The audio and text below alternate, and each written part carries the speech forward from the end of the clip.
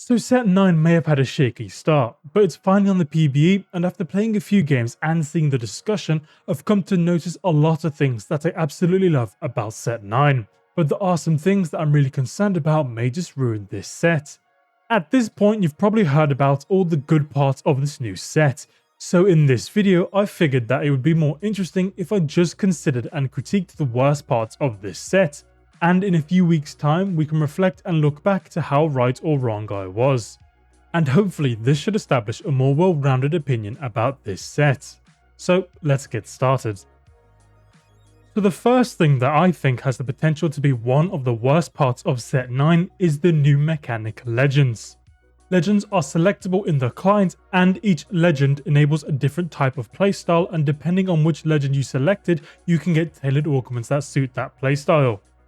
So legends are pretty cool as they do bring a lot of safety to the game with the guaranteed augment options. But the issue is that before the game has even begun, players already have an advantage to their specific strategy. Legends that I find to be problematic in particular are Earth, Draven and Caitlyn. Aesir was also problematic, but there was a nerf that changed this, which I'll talk about in the next chapter. Anyway, the problem with these legends are their 2-1 augments. Earth's augment makes hitting high verticals significantly easier, which can be insane, especially with some incredibly powerful verticals like Void, Demacia and Piltover. This combined with the early direction from slamming your tome or getting a random emblem can result in smooth sailing for Earth players. For example, Void emblems allow players to get closer to summoning Baron Nashor, who deals loads of damage, knocks up enemy units and has an insane amount of HP. Now of course this is a new set on PBE, so players are still figuring out what is going on. So large verticals are going to be stronger as players are still learning and getting accustomed to comps and their counters. But I imagine this is going to be a problem again for players when set 9 is officially out for those who haven't studied the PBE. But at least the Void is counterable by utilizing Sorcerer, so if you kill Baron then you can nuke the enemy board. But how do you counter someone's Piltover cash out, or numerous Demacian Radiant items? Anyway, Caitlyn and Draven's legend augments are quite similar in the sense that they grant you loads of early game momentum, which other legends can't really match, so you can pull really far ahead. So you can dominate the early game and continue into the mid game with a stable board and or loads of loot. But of course it's possible to low roll with these legends, and that's what holds them back from being completely insane. For Earth, the tomes you pop may not contain spats or emblems you're looking for. For Draven, you may not be in the spot to take his augment as your board is too weak. Or, the units you killed just don't drop any loot. That isn't quite the case for Caitlyn, as you have quite a lot of control over Stars Are Born, and it's very easy to play around starter kit as you have numerous options with the direction of your board. However, I don't think just Caitlyn, Draven and Earth will be the only problematic legends in this set. For example, let's say there are many overtuned 3-star units and rerolling has become the meta. This will mean that Lee Sin will then be played a lot. Likewise, if Fast 9 is meta, then Aesir will see a lot of play as well. Essentially, the issue is that legends can exacerbate balance issues between comps and playstyles due to how heavily they can enable those comps and playstyles. Now of course, when reroll comps and Lee Sin is meta, then you could play Aesir to push levels and play more powerful units than your opponent and counter Lee Sin players in this manner. But the problem is that when these types of playstyles are meta, several players in a single lobby are using these playstyles, which makes it significantly more difficult for you to counter. For example, if you're against multiple Lee Sin players and you're pushing levels, they will likely have stronger boards than you in the early to mid game, which means you're losing a lot of HP to these players and you can just bleed out before you're able to level and counter their comps. Likewise, if Fast 9 is the meta and you're countering them by playing reroll, you alone doing this isn't impactful enough to other players' HP. As there are several Fast 9 players, they're all dealing less damage to each other and they're able to easily coast into the late game, which renders your countering useless. On the other hand, it's much easier for you if you were to follow the meta rather than counter it. If there are multiple rerollers in a single lobby, then they will thin the pool, which makes it easier for you to hit the units you're looking for. And if you're going Fast 9, the weaker boards allow you to greed and save some HP. Basically, what I'm saying is that it's just better to play the meta rather than try to counter it, because it's much easier to follow suit than needing other players in your lobby to also be playing anti-meta. So from patch to patch, I imagine there will be a legend that has an insane pick rate. And this brings up another issue. With units, traits, items, augments, and now portals and legends, the devs have to balance significantly more possibilities and combinations. Legends are especially problematic because players can just pick the strongest legend, select their tailored augments, and very easily pursue the most effective tactic to win the game. In set 8, hero augments were an extension to ordinary augments and they still had balance issues throughout the set. But now in set 9 there are 30 new portals, 240 new augments with 36 remaining from the previous set, and 15 new legends, which just seems like an impossible task to balance perfectly in a reasonable time. And I imagine many players are concerned about the complexity of this set with so many layered mechanics, which for the player makes it harder to learn and understand, and likewise for the dev team makes it harder to replicate, balance and improve. But let me be clear about legends. I actually think they're great and they're a really fun addition to TFT that mitigates a lot of low rolling. My point is that it may take a lot of time for players to get used to legends and for legends to achieve an ideal balance. But that is the main criticism, balance. And when that is addressed, then my criticisms would be redundant. And just a quick tangent about portals, it feels really bad when that one guy gets a 1/8 chance of being selected when everyone else wanted a different portal. I don't really know which voting system would be better, but I feel as though a majority vote would be better so that one player doesn't grief the rest of the lobby.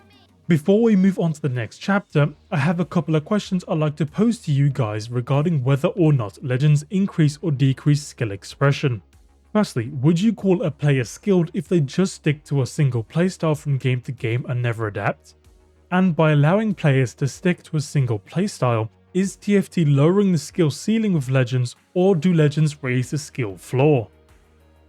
So as I mentioned, set 9 brings 240 new augments to TFT, and this caused a massive issue as now there are way too many econ augments, and with legends those econ augments are really accessible.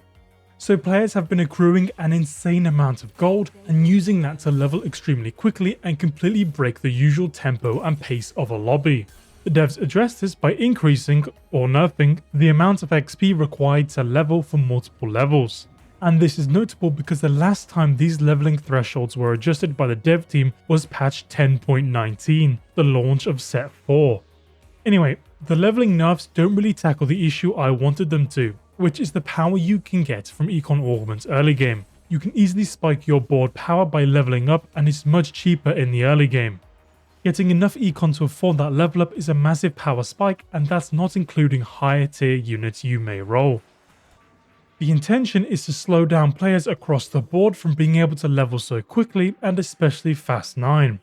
But as a byproduct of this change, I think comps that can stabilize at level 7 are much better now.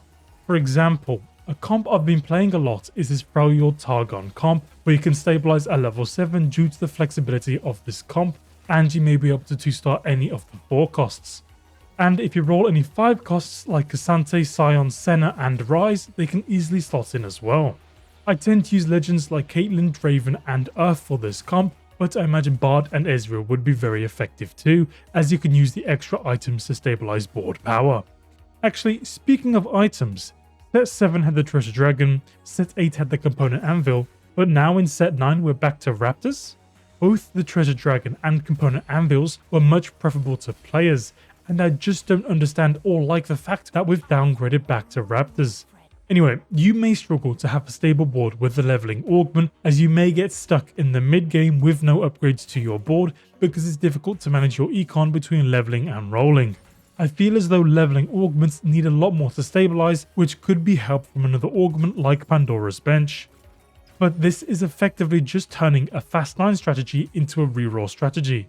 Overall, I think that leveling strategies will suffer, especially at the beginning of the set when players are getting used to the new leveling breakpoints.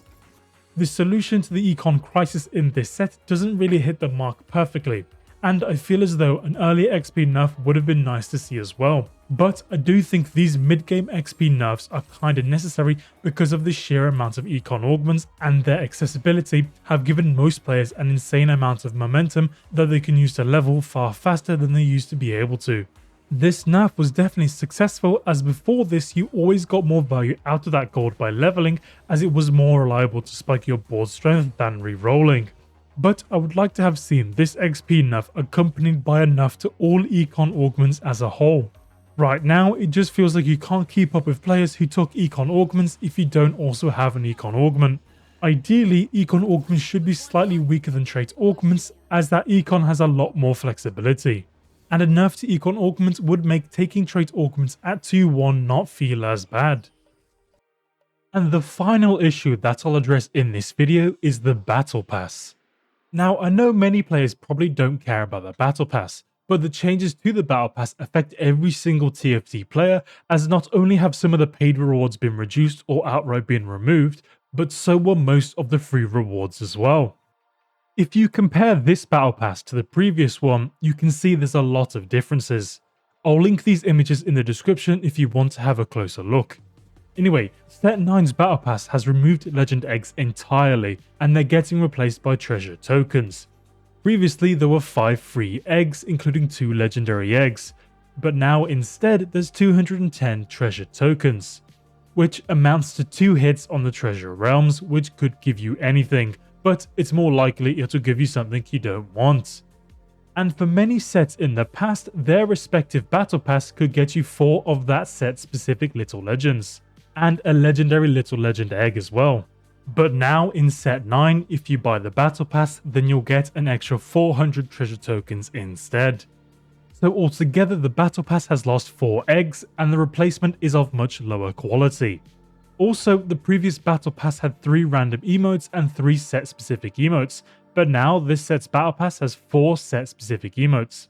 And I believe this set's Battle Pass also has 1 less 2-star boom as well. So this set's Battle Pass has significantly less content than passes in the past, but the price is still the same. These changes completely suck for players, as they're paying the same price for less content. And personally, I feel as though the Battle Pass just isn't worth it anymore. This combined with the new treasure realms is frankly awful, but there's so much to cover that I'm in the process of making an entire separate video on that topic. But hopefully that gave you the gist of the problems. And that should be it. These are just a handful of concerns I had, but there are more I didn't mention. For example, I hate Rogue because of the aggro shed and effect cleanse, especially when your unit is about to kill the Rogue and then they just shed aggro and dash to your backline. The main issue I had with Hacker in Set 8 was the aggro, and it looks like I'll have that same issue with Rogue in this set.